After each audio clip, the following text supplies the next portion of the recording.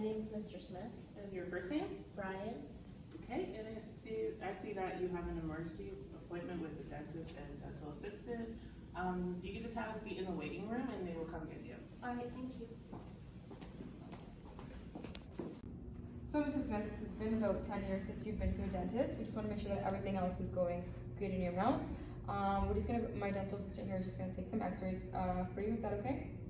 Is it gonna cost a lot of money? It shouldn't cost you that much money.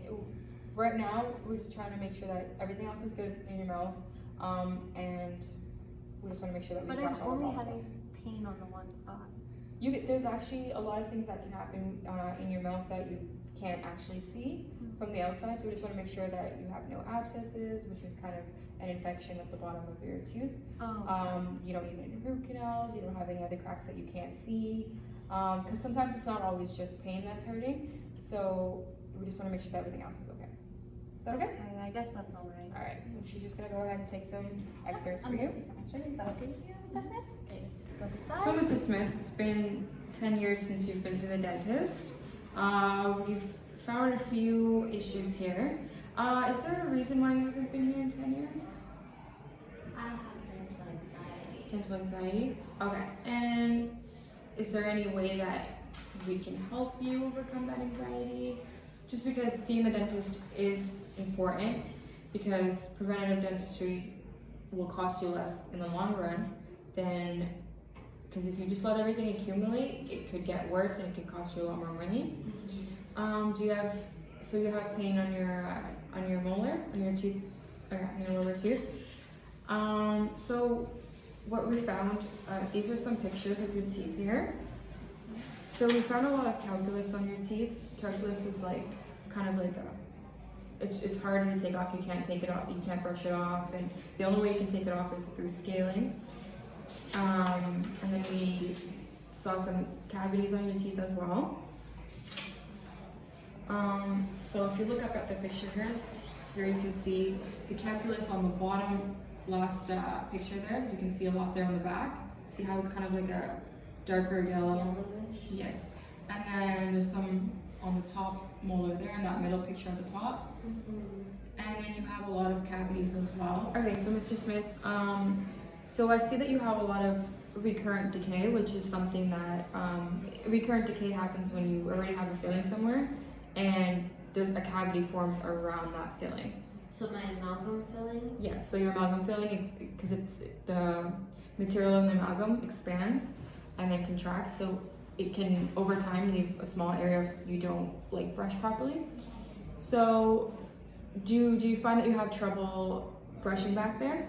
Yeah, I have arthritis in my hand. Okay, so our dental assistant is going to recommend some options for you, different toothbrushes, different toothpaste that can help with that problem, so that we can make sure that you get those problem areas so that we can avoid cavities in the future. I also have sensitivity. You have sensitivity? Okay, so we can she'll also recommend some toothpaste for you that can help with sensitive teeth. Also, what we noticed is so Mrs. Smith, we noticed you also have severe periodontal disease.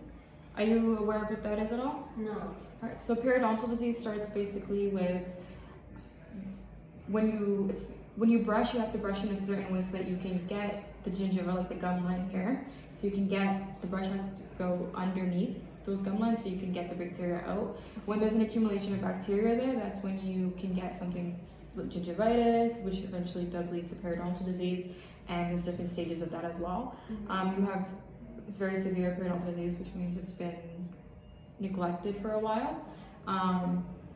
So we're gonna find some ways to kind of help you with that. Also, I noticed that you do smoke.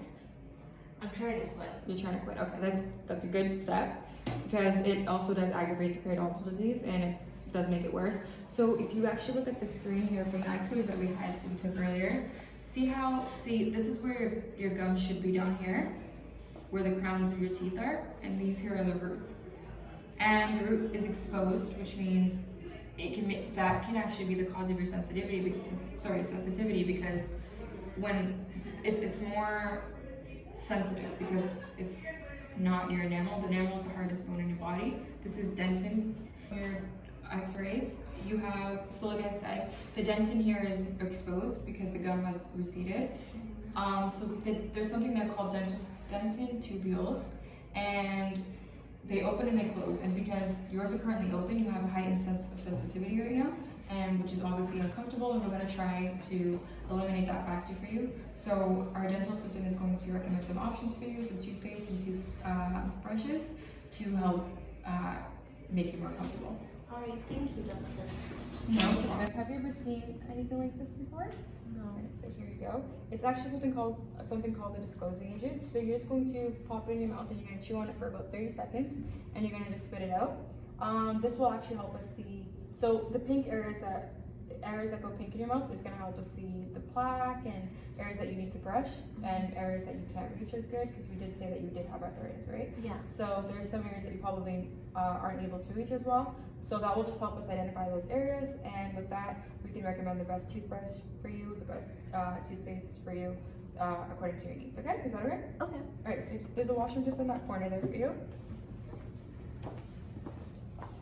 So Mrs. Smith, we noticed you have a lot of pink areas, which is the plaque areas in the back of your teeth, towards the back of your molars, which is something that we already kind of figured it was going to happen, just because the arthritis and it's harder to reach back there. And you do have deep pits as well, so it's harder to reach with a toothbrush as well in those areas. So my dental assistant here is just going to show you a method here called the BAS method, and it's going to she can show you how to do it, and it's the best way for you to brush to make sure that you get those areas and to avoid future cavities.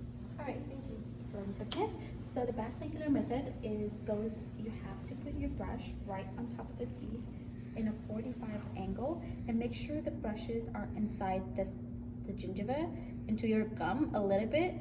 We notice you have like bleeding, and those happens because the gingiva has bacteria, and we need to clear that out. So you can go 3 tooth at a time.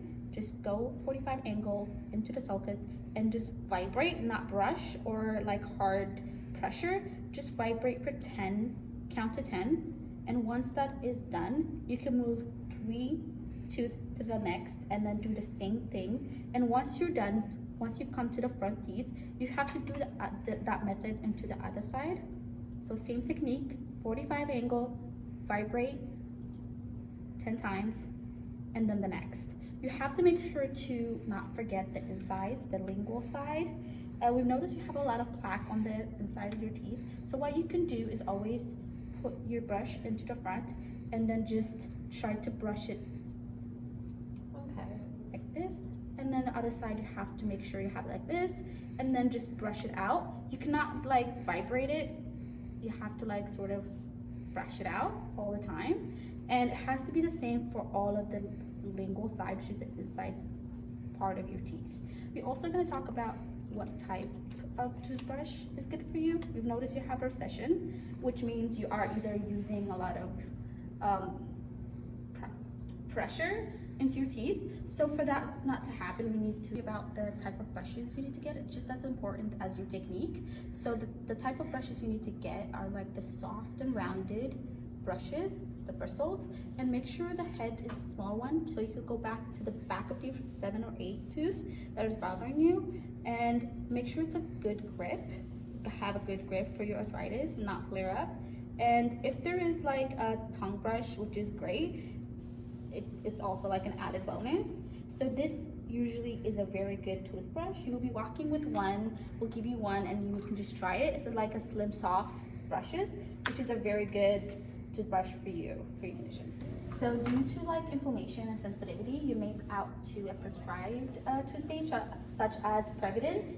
We are out of stock for now, but you can get it at like any drugstore, and over the counter you can just ask them if they want, if they have it in stock. Sometimes they don't, and you can get that one. But also you can get the sensitive probably for your sensitive teeth. You just need to rub it on the tooth that is like hurting you, and just rub it for 60 seconds. It's instant relief. But if you stopped using it, it would no longer work.